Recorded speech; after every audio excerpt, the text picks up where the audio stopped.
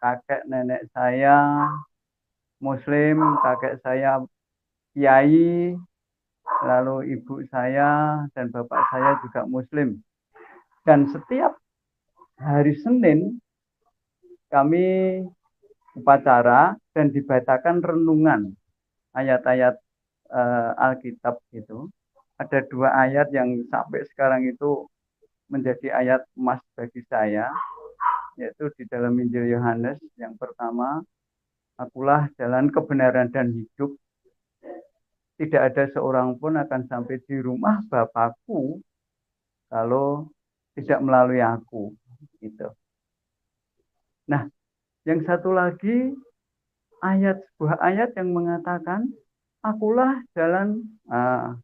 Barang siapa percaya akan Dia tidak binasa, melainkan beroleh hidup yang kekal.